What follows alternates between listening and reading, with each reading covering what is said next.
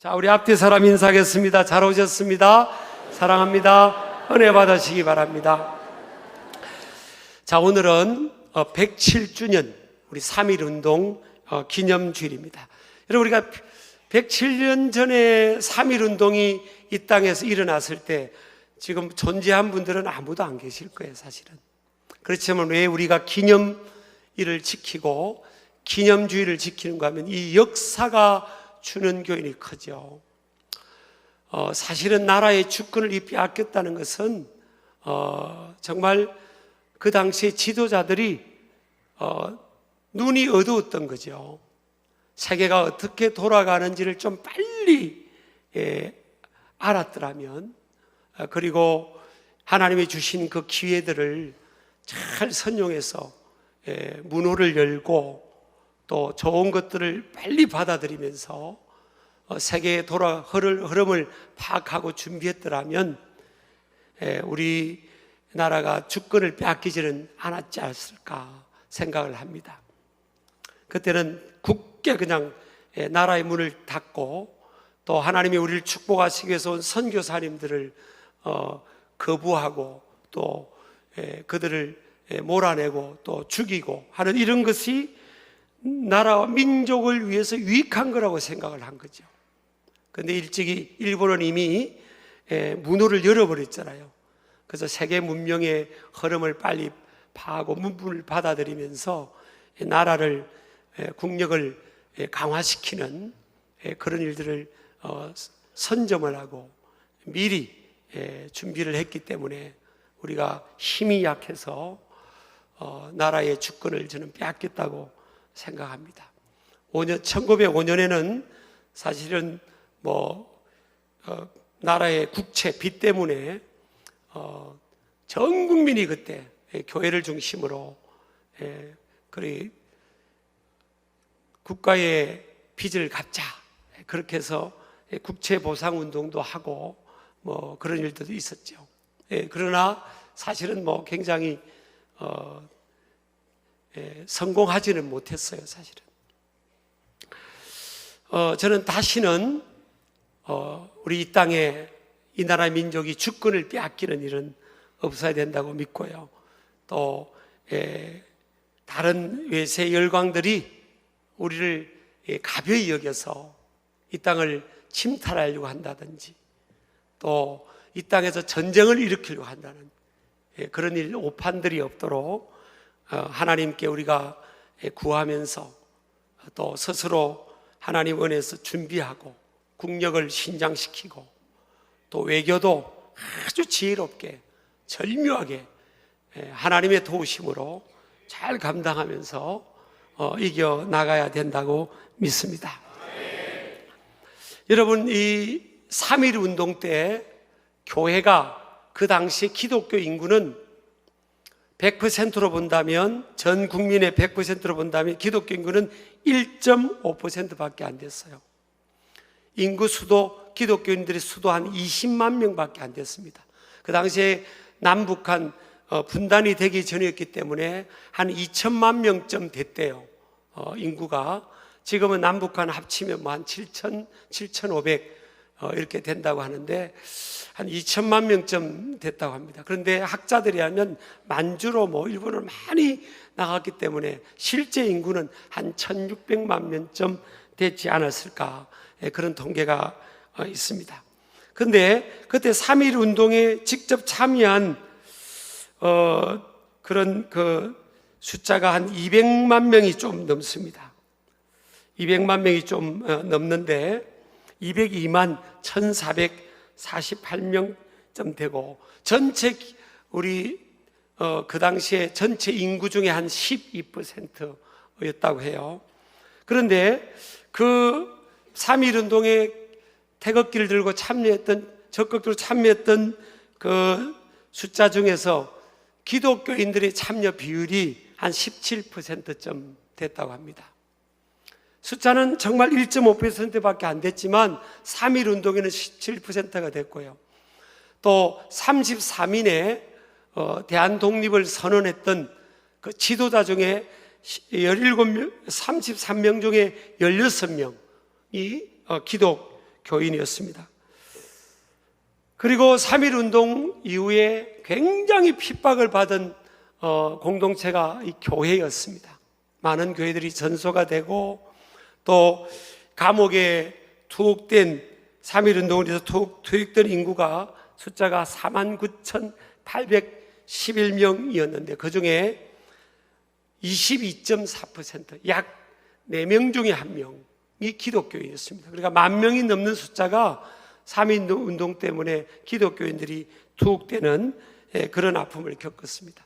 1919년 미국 기독교연합회 동양문제연구위원회 보고서에 의하면 예수 교인만이 참혹한 식민정책에서 해방의 소망을 포기하지 않았던 유일한 한국민이다 그랬어요. 그러니까 미국인들이 보고하기를, 미국 연합교회에 보고하기를 예수교인들, 그러니까 기독교인들만이 그 식민정책에서 아이고 우리가 이제 뭐 주권 빼앗겨서 그냥 살지 뭐 이렇게 포기하고 살지 않고 우리나라가 독립해야 된다, 주권을 되찾아야 된다 그러면서 그런 열정을 가지고 포기하지 않았던 그런 사람들이 기독교인들, 외국인의 눈으로 볼 때 유일한 한국민들 중에서 기독교인들만이 그런 생각을 갖게 됐다는 겁니다. 그때 기독교인들은 성경을 읽기 위해서요 한글을 깨우쳤고 또 교회를 중심으로 한글이 보급이 된 거예요.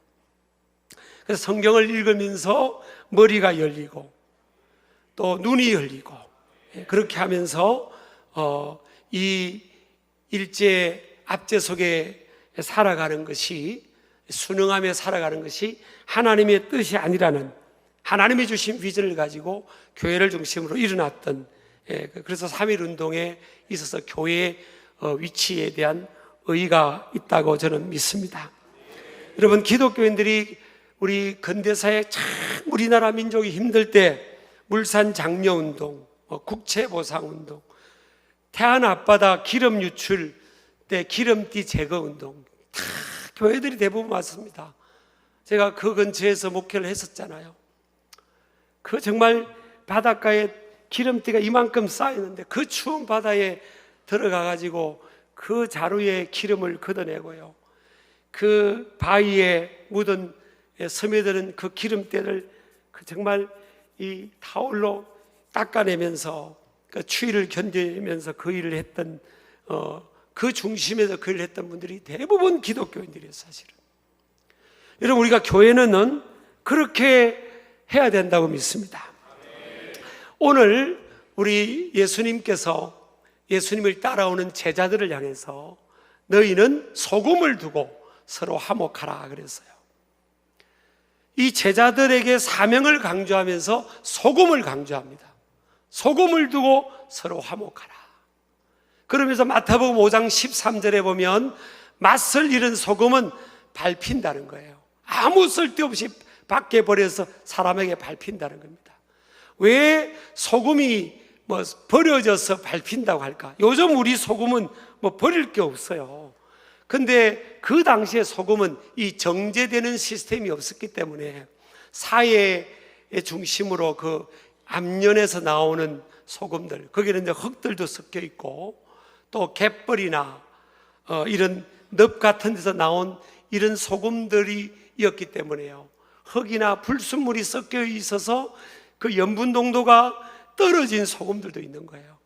그러니까 소금은 소금인데 맛을 못 내는 소금들은 이건 아무짝에도 쓸모없으니까 그 당시에 보면 땅에 버려졌다고 해요. 그 사람들이 지나다니면서 그 소금을 밟고 다녔다는 겁니다. 그리고 예수님께서 예수님을 따르는 제자들, 믿는 이들을 향해서 사명을 강조하면서 소금을 강조했고요, 소금이 맛을 잃으면 저 맛을 잃은 염분 농도가 낮은 소금들이 밟히고 쓸모없이 사람들에게 업심정을 받고 무시를 받는 것처럼 너희들도 그렇게 될 거라는 거예요. 여러분, 사도행전 11장 26절에 보면 처음 그리스도인이라는 언급이 처음 저때 됩니다. 약 2000년 전이죠. 바나바와 바울이 안디옥에서 1년 동안 하나님 말씀을 전할 때 많은 사람들이 예수님을 믿게 되고 구원을 받았어요. 근데 그때 그 당시에 그 믿는 사람들을 일컬어 성경은 제자들이라고 합니다. 제자들이 안디옥에서 비로소 그리스도인이라 일컬음을 받게 되었더라. 처음으로 그리스도인, 크리스찬 이렇게 불려진 게 믿는 자기들끼리 부른 게 아니에요. 우리끼리 모이면 저도 기독교인입니다, 그리스도인입니다, 이게 아니고 안 믿는 사람들, out of church입니다. 교회 밖에 불신자들, non-believer, 안 믿는 사람들이 교회 다니는 사람들, 그 당시에 믿는 사람들을 보면서 저 사람들은 그리스도인이구나. 그리스도인이란 게 뭐예요? 우리하고 다른 사람들이란 거예요. 아멘 하시기 바랍니다. 아무리 생각해도 우리하고 다른 사람들이야. 그리스도를 따르는 사람들이고, 그리스도를 삶에서 보여주는 사람들, 그리스도의 향기가 나타나는 사람들, 삶의 현장 속에서 그리스도의 가르침을 실천하는 사람들, 그리고 그리스도를 깊이 잘 아는 전문가들, 장인들이구나. 그래서 안 믿는 사람들이 교회 다니는 그 당시 믿는 사람들을 일컬어서 그리스도인이라고 한 거예요. 인정해 준 말이에요. 당신들은 당신 신앙과 당신의 가르침과 당신 삶이 일치하네요. 우리가 그거는 인정해 줄 수 있습니다. 그런 사람들인 거예요. 근데 그들이 누굽니까? 제자들이라고 그럽니다. 여러분, 오늘 우리 예수님께서 이 제자들, 사명자들, 주님을 따라가는 그런 따라오는 사람들을 일컬어 소금이라고 말합니다. 이 소금이 크게 보면 7가지 특징이 있습니다. 첫 번째는요, 예수님이 정체성을 강조할 때 씁니다. 예수님이 당신을 일컬어 나는 세상의 빛이라, 그런 것처럼 너희는 세상의 소금이고 빛이라는 거예요. 네가 누구냐? 헬라로 하면 에고 에이미. 네가 누구냐? 나는 누구냐? 저와 여러분이 누구냐는 거예요. 믿는 우리가 누구냐는 거예요. 소금이라는 거예요. 소금. 그냥 소금이 아니라 세상의 소금이라는 거예요. 세상. 김치를 담글 때 넣으면 김치의 맛을 내는 소금인 것처럼 세상의 소금, 이 부패된, 이 변질된, 구원받아야 될 이 세상의 소금이 너희들이라는 거예요. 사명을 주님이 말씀한 겁니다. 여러분이, 우리가 내가 누구냐? 나는 누가 돼야 되냐? 나는 뭐로 살아가야 되냐? 내가 살아가는 이유가 뭐냐?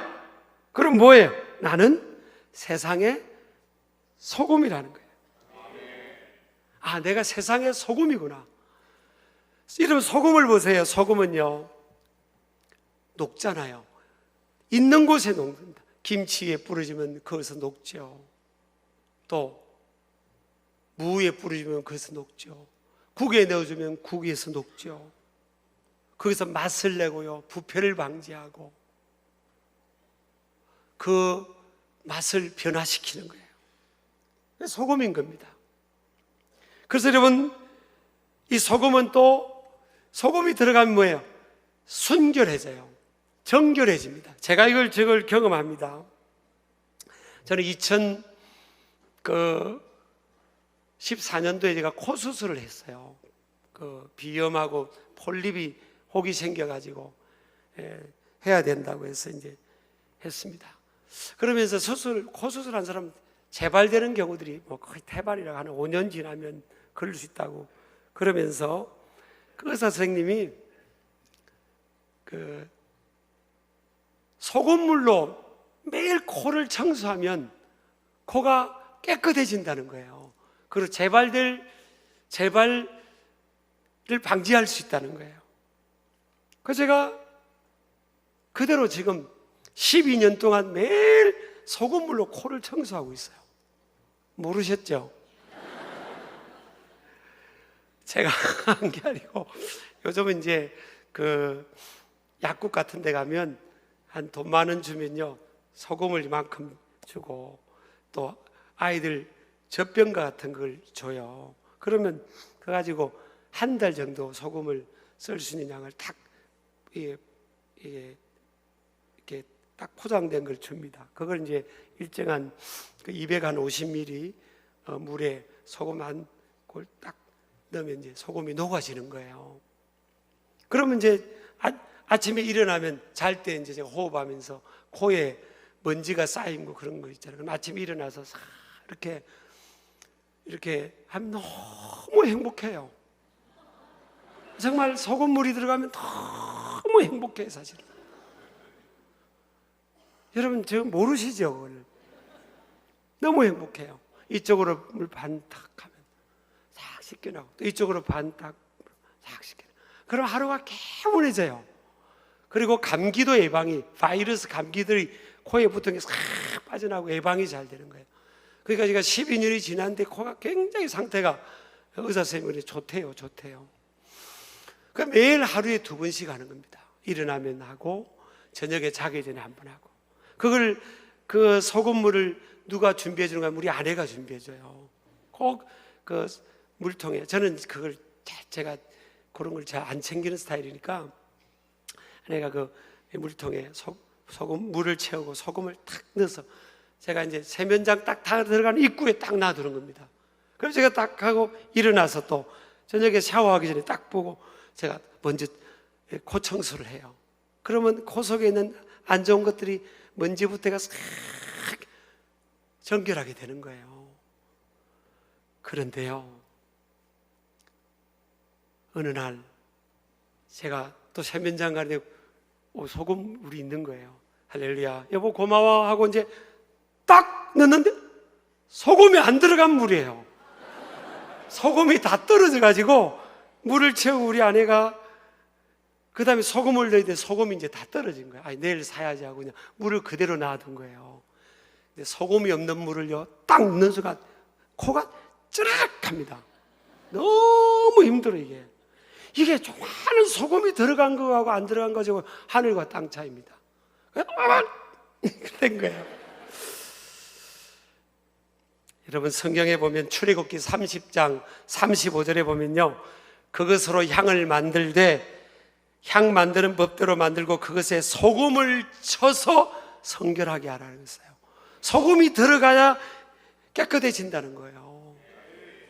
소금이 신비해요. 그 조그만 게 들어가면 코가 그렇게 시원하고요, 그리고 깨끗해지고, 소금이 안 들어간 물 가면 이렇게 그냥 감당이 안 되는 거예요. 참 이게 여러분, 우리 예수님의 비유도 너무 적절하지만 실제적으로 그렇습니다. 그리고 소금은 가만히 보세요. 어디를 갖다 놔도 녹잖아요. 자기를 녹입니다. 그 희생이죠. 적용한다면. 리더십을 보면 자기 희생이 리더십이에요. 그 소금이 녹을 때, 희생할 때 소리를 내요, 안 내요? 안 내요. 소리 없이 녹아요. 그리고 빨리 녹아요. 이게 여러분 자기 희생과 겸손의 리더십인 거예요. 요즘 우리 예수님이 소금처럼 살아라고 했는데 우리는 뭐예요? 뭘 조그만 해놓고 내 이름을 드러내고 싶은 거예요. 예? 소리 없이 희생해야 되는데 이름을 드러내고 싶고, 나 녹는다니까 지금 녹고 있어 이러고 있는 거예요. 그러니까 교회 다니는 사람을요, 안 믿는 사람들이 예전에는 우리 김구 선생님 같은 분이, 김구 선생님이나 이승만 박사나 다 그 우리나라의 훌륭한 선각자 중에 한 분들 아닙니까? 많은 분들이 있잖아요. 그런 분이 뭐라 했습니까? 동네 경찰서를 10개 세우는 것보다도 교회 하나 있는 게 낫다고 그랬어요.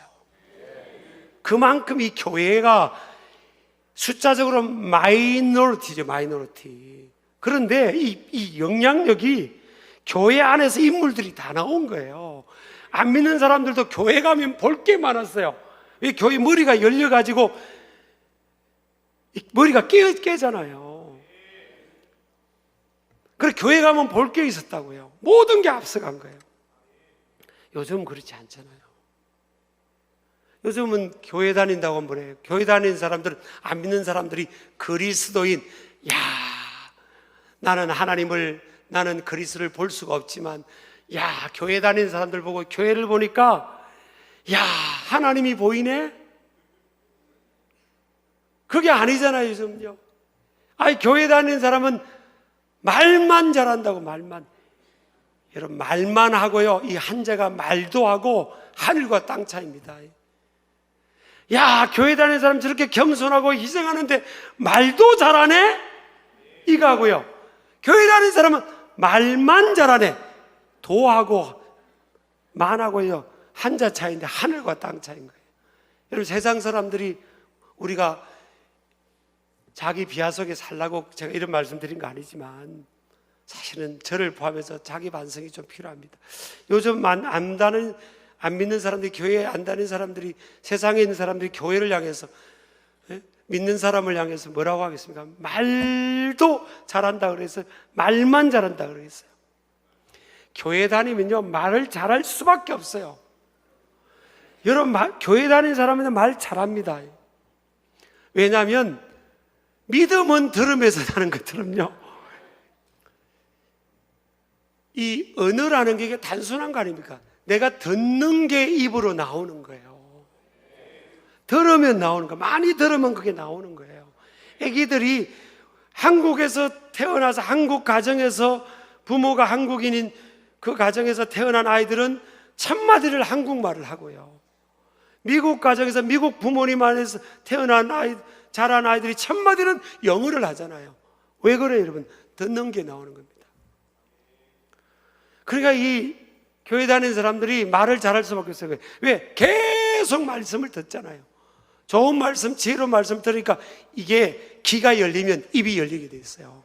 근데 세상은 말을 잘하는 사람을 찾고 있잖아요.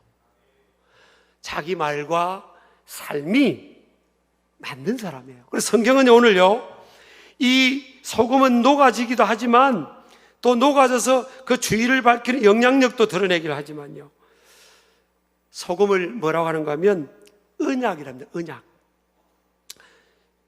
민수기 18장 19절에 보니까, 이스라엘 자손이 여호와께 거제로 드리는 모든 성물은 내가 영구한 몫의 음식으로 너와 네 자녀에게 주노니 이는 여호와 앞에 너와 네 집 후손에게 영원한 소금 언약이라. 역대하 13장 5절도 보면 이스라엘 하나님 여호와께서 소금 언약으로 이스라엘 나라를 영원히 다윗과 그의 자손에게 주신 것을 너희가 알 것 아니냐. 주님 하나님께서 약속을 말할 때 소금 언약이라고 한다고요. 우리 예수님께서 제자들을 향해서 너희는 세상의 소금이라고 말씀한 거예요. 이걸 뭘 말합니까? 믿는 사람은, 주님의 제자들은, 주의 일꾼들은 뭐예요? 약속을 지키라는 거예요. 정직하라는 거예요. 저는 가끔요, 뭘 사인을 하고, 계약서에 사인을 하고 이럴 때, 왜 이걸 사인을 해야 되지? 그냥 해줄게요, 약속만 하면 안 되나요? 안 되는 거예요. 사람들이 아니, 교회 다니는 사람이 말하면 그건 약속이 아니에요. 약속. 말씀이 약속이잖아요. 하나님 말씀이 우리를 향한 약속인 것처럼 우리가 한 말이 약속 아니에요. 근데 왜 사인을 해야 되고 계약서를 써야 되고, 왜 그래요? 약속을 안 지킨 사람들도 많은 거예요. 여러분, 우리 믿는 사람들은요, 그래, 약속을 지키는, 교회 다니는 사람은 참 약속을 잘 지키는 사람이야. 예전에 BC 여러분 1세기, 2세기, 3세기 때 로마가 세계를 호령할 때 기독교인들의 숫자는 1%도 안 될 때 했어요.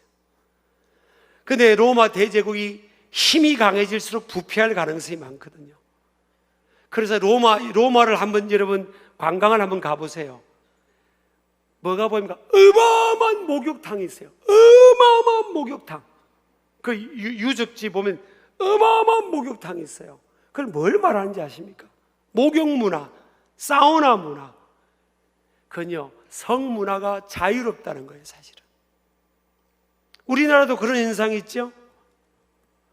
그러니까 로마의 그 당시에 이 귀족들이, 아들을 가진 귀족들이요, 믿을 만한 여자들이 없는 거예요. 며느리를 구할 수 있는 여자들이 없어요. 전부 다 자유분방하게 사니까.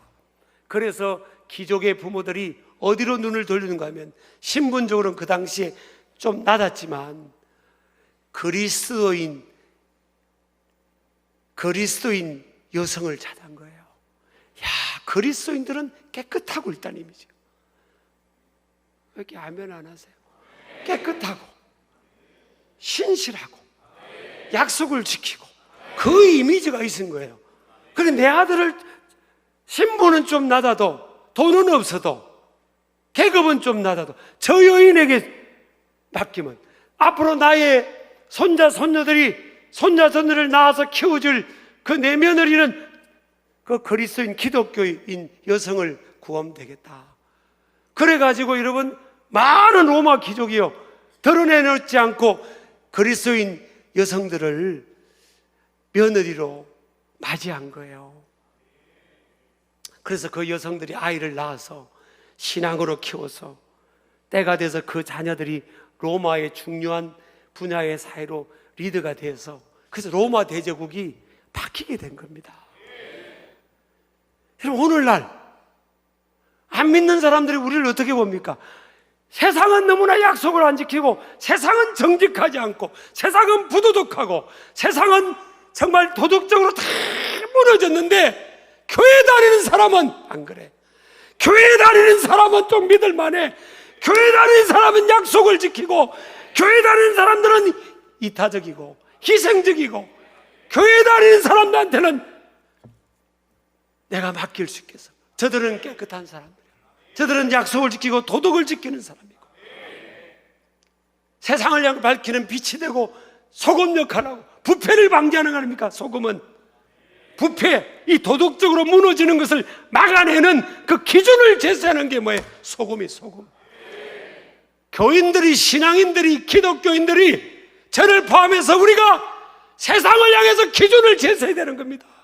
아무리 세상이 그래도 이렇게 살면 안 된다.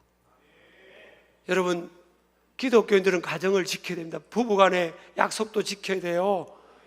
교회 다니고 예수 믿는 사람들이, 여러분, 무슨 내 아내 외에, 내 남편 외에 딴 데 애인이 있어야 됩니까? 지옥 갑니다. 회개하지 않으면 지옥 갑니다. 분명히 음행하는 것은 하나님이 지옥 간다고 했어요. 하나님 나라를 유업으로 받지 못한다고 했어요. 그걸 떠나서 여러분, 왜 예수 믿는 사람, 불꽃 같은 눈조절 하나님이 우리를 보고 계시는데 왜 남의 돈 떼먹고 저 도망가서 숨어서 살아야 돼요? 있는 거 다 갚고 못 갚으면 내 목숨이라도 내놓고 내가 책임지겠다고 그렇게 당당하게 우리 예수 믿는 사람들 살아가야죠. 세상을 두고 서로 화목하라는, 소금을 두고 서로 화목하라는 거예요. 소금이 소금. 저와 여러분의 사명은 소금입니다. 어떤 우리가 단체나 공동체 있으면, 그래, 누구만 들어와도 로마서 5장 8절 9절 보면 뭐예요? 화평케 하는 자는 복이 있나니 저희가 하나님의 아들이야 일컬음을 받는다 그랬잖아요. 야, 교회 다니는 누구만 있어도 그 주변이 화목해지고, 그 주변이 분위기가, 그 공동체가, 그 그룹이, 그 모임이 분위기가 좋아지는 거예요. 여러분요, 그 모임이 분위기가 좋아지려면 누군가가 희생해야 되는 거예요. 희생하고 섬겨주고 또 이렇게 맺어주고 내 파일을 포기해주고, 그런 사람이 있으면 그 한 사람 때문에 그 모임이 분위기가 좋아져요. 왜 싸우면 싸운다는 건 뭐예요? 내 밥그릇 안 놓겠다는 거예요. 내 밥그릇도 갖고 있고 남의 밥그릇도 내가 하나라도 더 갖겠다고 그러면, 그거는 가정이 되든 가문이 되든 교회가 되든 여러분 또 사회가 되든 다 그렇게 이게 트러블이 생기는 거예요. 여러분, 남을 생각할 게 아닙니다. 여러분, 우리 저를 포함해서 제가 3.1절 기념주일에 하나님, 제가 3주 만에 제가 복귀하는데 하나님 무슨 말씀을 설교를 나눌까 하다가 이 말씀이 거룩한 부담을 주셨어요. 여러분, 저와 여러분은 세상에 뭐라고요? 부패를 방지해야 되고요, 빛을 밝혀야 되고 희생하는 거예요. 세상을 위해, 교회가 세상을 위해 희생해야 되는 겁니다. 예전에는 3.1 운동할 때는 여러분 교회를 생각하면서 숫자는 작았지만 신뢰도가, 신임도가 굉장히 높았습니다. 그래, 교회 다니는 사람은 믿을만해, 이런 분위기였어요. 지금은 여러분 세상이 어떻게 봅니까? 교회 다니는 사람 더 못 믿겠다는 거예요. 물론 오해하는 사람 측면도 많이 있겠죠. 그렇지만 우리가 여러분 오늘 3.1절 기념주일 입장에서 예수님께서 너희는 세상의 소금이라고 그러니까 이 말씀 앞에 우리를 비추어 봐서, 그래, 내가 먼저 회복되고, 내가 먼저 맛을 내고, 내가 먼저 주변을 변화시키고, 내가 먼저 희생하고, 낮은 자리에 스며들고, 세상 한복판에 세상과 조화를, 세상과 짝하라는 게 아니에요. 예수 믿는 사람이 따로 놀라는 것도 아닙니다. 어디 가든지 희생하고 자기를 내려놓고 부인하면서 살아가면요, 하나님의 영광이 드러나게 될 줄 믿습니다. 더 나아가서는 우리 이 나라의 민족 안에서도 우리 교회를 통해서, 믿는 이들을 통해서 하나님의 영광이 드러날 줄 믿습니다. 우리 아멘이죠? 다 일어나시길 바랍니다. 저는 제가 찬송가 중에 이 찬양을 나라와 민족을 생각하면서 참 감동으로 부르는 찬양입니다. 어두운 밤 마음에 잠겨 역사의 어둠 짙어설 때 계명성 동쪽에 밝아 이 나라 여명이 왔다. 우리 믿음의 선조들은 이 찬양을 부르면서 그 힘들 때, 우리 먼저 믿는 믿음의 선배들은요, 이 찬양을 부르면서 이 나라 민족의 위대한 비전을 생각하고 여명의 날을 생각하면서 부르며 기도했습니다. 우리도 함께 이 찬양을 부르도록 하겠습니다.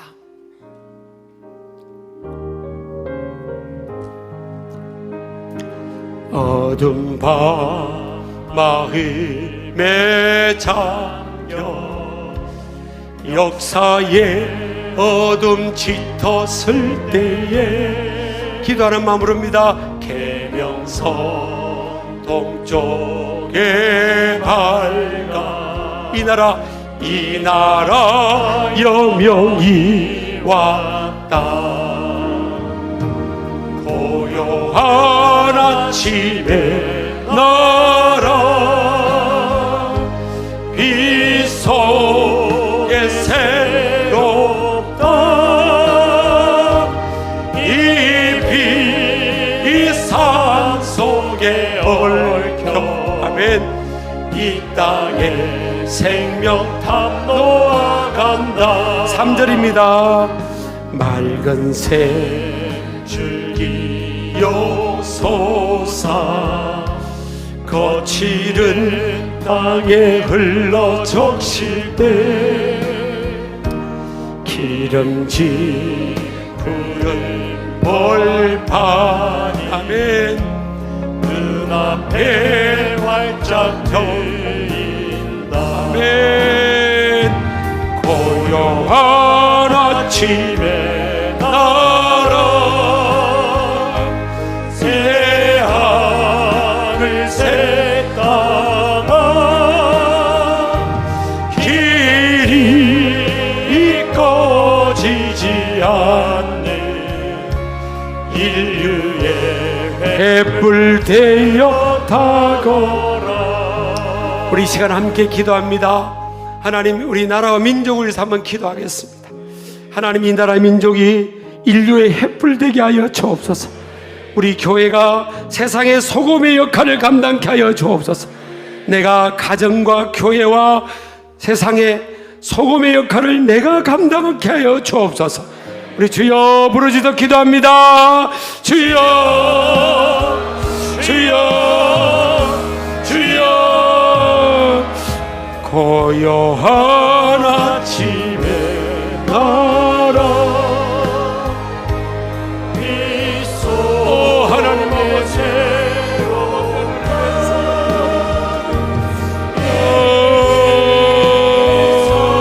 하나님 아버지 하나님, 이 나라 민족을 불쌍히 여기시고